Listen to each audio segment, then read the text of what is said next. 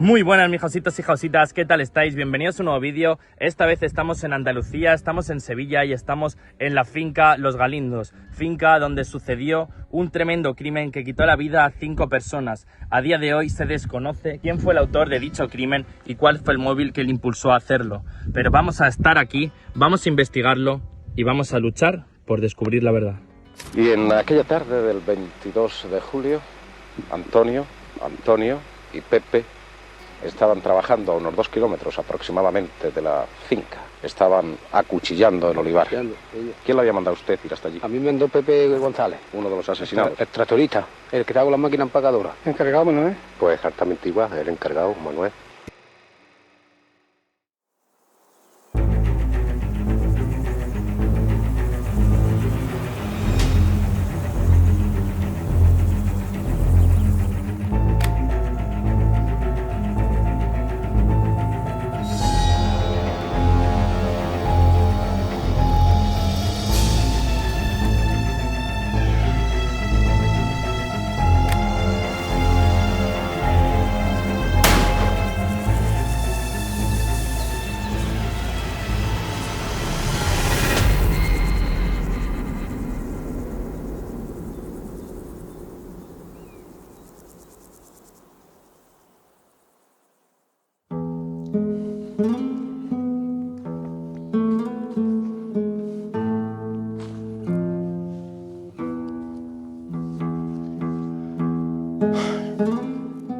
Un crimen lleno de misterios. Un crimen que desde un primer momento no pudo esclarecerse. Una contaminación evidente y clara de la escena. Una policía inepta, incapaz de controlar la situación. Nos encontramos con un escenario totalmente contaminado, una escena casi de museo, donde la gente del pueblo campaba a sus anchas junto a los periodistas. Todas las pruebas pisoteadas, todo tocado, alterado, cosas movidas. Se tuvieron que utilizar las propias imágenes de los periodistas como prueba en los juicios. Se tuvo que llamar a testificar a los periodistas, ya que fueron los primeros en ver la escena, para que dieran su opinión, para que contaran qué es lo que había ocurrido bajo su criterio, para que dijeran cómo estaban las cosas colocadas. Imaginaros lo bochornoso que es. Y cuando llegué allí me encontré lo que se dice una verdadera feria. Aquello era una feria. Allí estaba la Guardia Civil, allí estaba la Guardia Rural, allí estaba el juez de paz, allí había un reportero, me parece que del Correo de Andalucía. Allí había, yo qué sé, aquello fue una verdadera feria. Allí había muchísima gente que no debía... Me extrañó muchísimo que se llevase la cosa tan sumamente mal.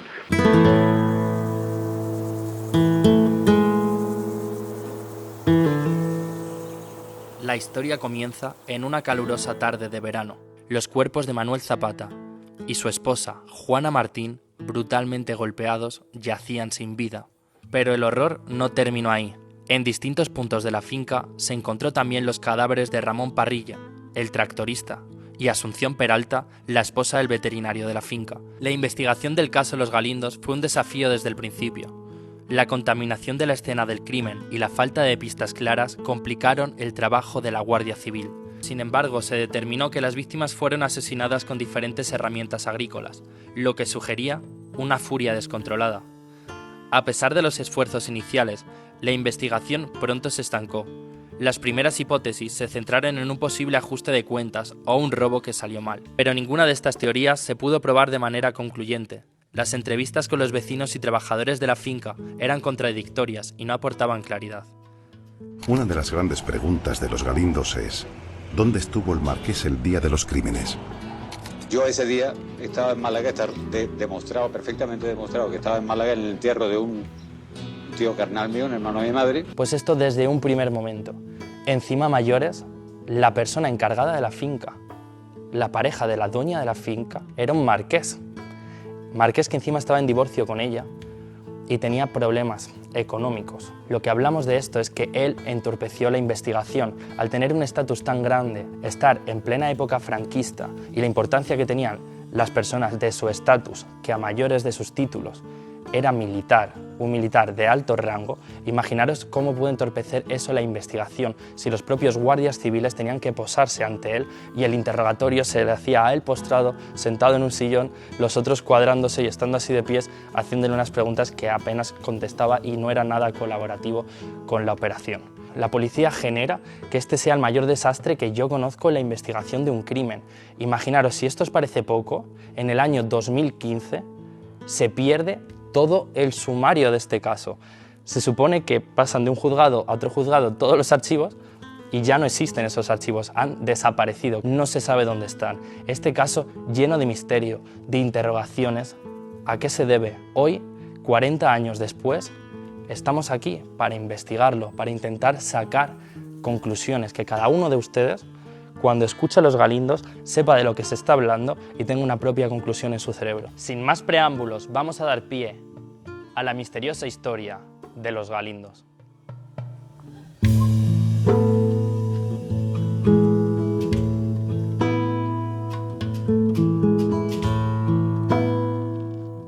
Con el paso del tiempo, surgieron múltiples teorías sobre lo que realmente ocurrió en Los Galindos.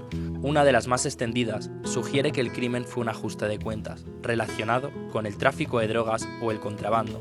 Otra teoría apunta a problemas internos en la finca, donde las tensiones y disputas entre los trabajadores podrían haber escalado hasta el homicidio. Con mi marido, a mi parecer, era extraordinario. Por lo menos para nosotros se portaban maravillosamente. Él nunca le dio que hacer a sus hijos esto le parecía poco. Lo vimos a sus hijos cambiar. Una teoría aún más oscura sugiere la implicación de fuerzas externas a la finca, quizás relacionadas con conflictos políticos de la época. Recordemos que en el año 1975 España estaba en plena tensión política, lo que generaba un clima de incertidumbre y descontento. España atraviesa momentos cruciales de su moderna historia. El general Franco sigue enfermo. Las asociaciones políticas entregan sus documentos en la ventanilla de gobernación. El 22 de julio la prensa de Barcelona está paralizada en señal de protesta por el encarcelamiento del periodista Huertas Clavería. El conflicto con Marruecos se agudiza. He de decir que me encuentro totalmente solo en este lugar.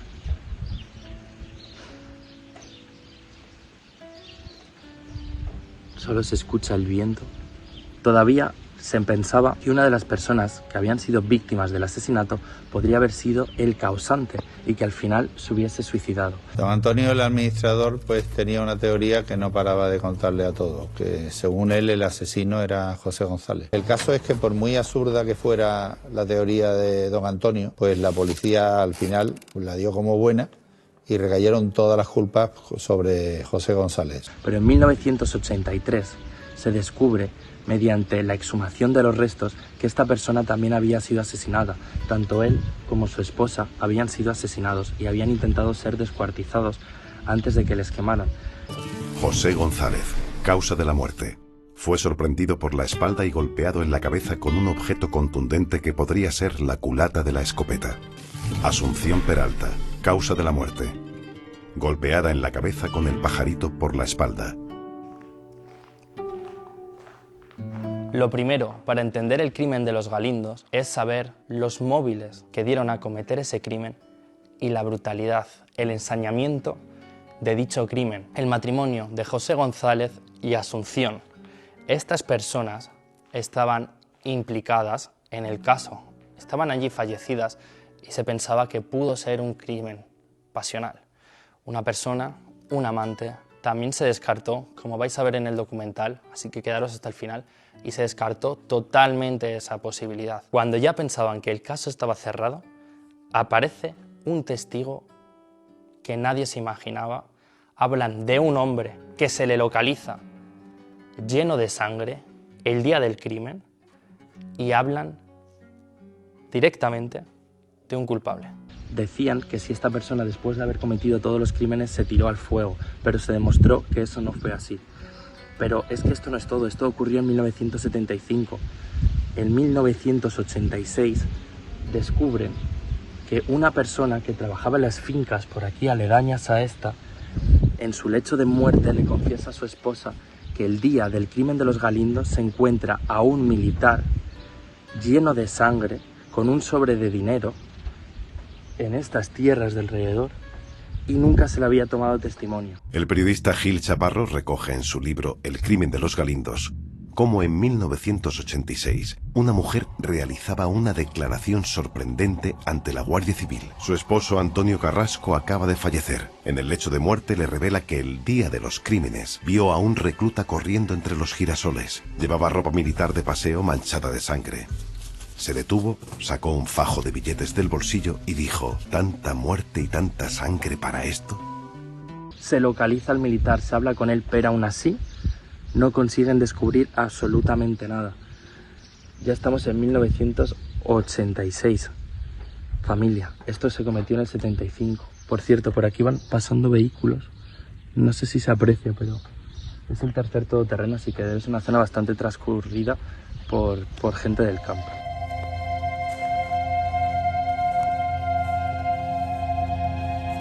Se dice que desde kilómetros se vio una enorme nube de humo a lo lejos que salía de la finca de los Galindos.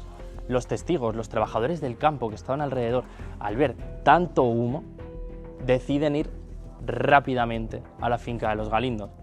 Cuando llegan a la finca de los Galindos, lo primero que encuentran son dos cuerpos, son dos cadáveres. Después de ver esos dos cadáveres, van hacia las alpacas como esta.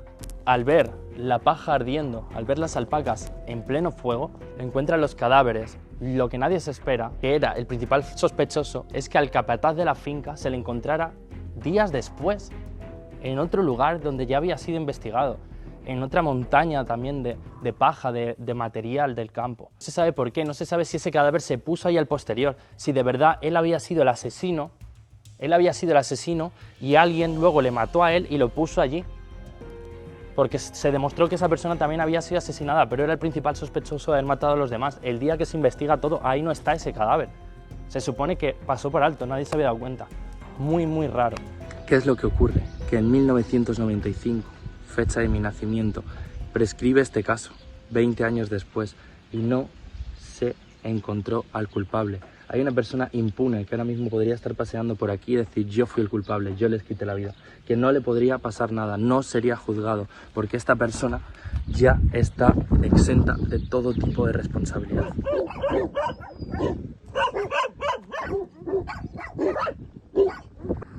Me da miedo que salga un perro de estos. El señor Mastín es terrible. Está muy bien que protejan esto, pero me da miedo. Pero ¿y cómo no me habían escuchado antes? Ay, madre, si llevo aquí una hora. ¡Qué miedo!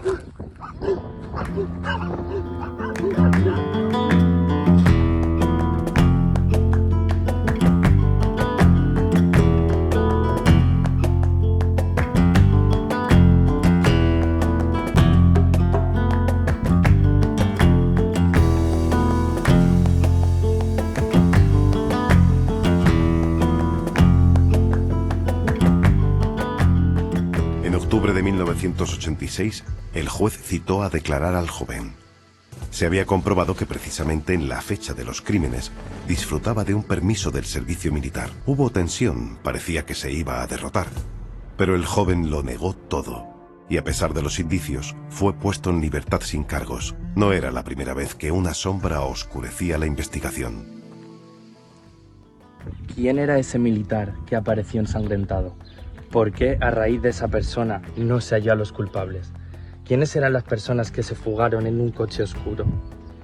¿Por qué el marqués no facilitaba la investigación? ¿Por qué el marqués no ayudó a esclarecer los hechos? ¿Por qué el marqués a veces daba pistas falsas según dicen testigos de dichas pruebas falsas? Gente de la época, gente que recuerda lo que decía el marqués. No colaboraba con las investigaciones, sino que las entorpecía. ¿Por qué hacía eso? ¿Y cuál es la teoría de Juan Mateo Fernández de Córdoba? El hijo de los dueños del cortijo lleva años intentando descubrir por qué y a manos de quién fueron asesinadas en sus tierras 5 personas un fatídico 22 de julio de 1975. La finca pasó de llamarse Los Galindos a llamarse Nuestra Señora de las Mercedes. Le cambiaron el nombre pues por todo el que había sucedido. Ay. Hola, guapos. Son buenos, yo creo, en verdad.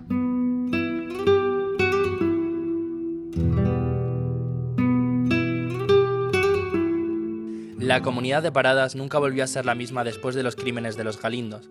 El miedo y la desconfianza se apoderaron de los habitantes, que empezaron a ver amenazas en cada esquina.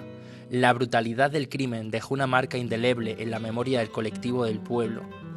Las familias de las víctimas han vivido con la sombra de la tragedia durante décadas, buscando justicia y respuestas que nunca llegaron. La única cosa que yo vi, que es la que yo puedo decir que la vi, fue que sobre las 2:30 de la mañana pasó el administrador en su coche, pero no en el Mercedes como se ha estado diciendo hasta ahora. El administrador pasó, pero pasó en un 4L. Pero parece ser que ese día, además del 4L, se vio un Mercedes sobre las horas, sobre las 2 o cosas así. Justamente aquel día, como usted estaba diciendo, vieron un Mercedes sobre las 2 menos cuarto, pasando por la finca del Algarabelo. Y dijo uno de ellos, que le dije en Prestiño, dice, ahí va el Marqués. ¿Qué hora lleva? Aproximadamente a las 2:05, vieron ese mismo Mercedes entrando en la carretera del Cortí, unos muchachos que iban a bañar. De Isabelita Barrera es uno, y el otro de Antonio González. Dice, anda, el tío está hasta ahora con la calor que hay. Me acaban de echar, hay mucho viento, pero no puedo hacer nada. Es lo que hay, me acaban de echar, familia. Ha venido un hombre y me ha dicho que aquí no puedo estar ni en los caminos. Cosa que yo no me lo creo, porque estos caminos llevan al infinito, llevan a todas esas tierras y de todo. Pero ahí está el del coche, y ha dicho que yo aquí no puedo estar, que me tengo que ir, así que nada, voy a salir. Me ha dicho que él es el encargado de la finca y que no puedo estar en todos los caminos, pero es que estoy viendo los caminos y es que son infinitos, o sea, llevan a la nada. De hecho, allí hay coches particulares, allí hay olivares, no creo, allí hay otra casa, no creo que todo esto sea en su dominio. Yo entiendo que no le gusta que graben, pero tampoco creo que haya que inventarse aquí una jurisdicción. Me ha dicho que no se puede estar en los caminos estos de aquí. Confiaremos en su palabra y bueno, tampoco vamos a iniciar una disputa. Hoy recordamos a las víctimas y seguimos buscando respuestas. El caso de los Galindos es un recordatorio de que en ocasiones la verdad puede permanecer oculta, desafiando nuestros mejores esfuerzos por desentrañarla. La búsqueda de justicia y verdad continúa. ¿Llegaremos algún día a conocer todos los detalles de lo que realmente ocurrió a los Galindos? Solo el tiempo lo dirá.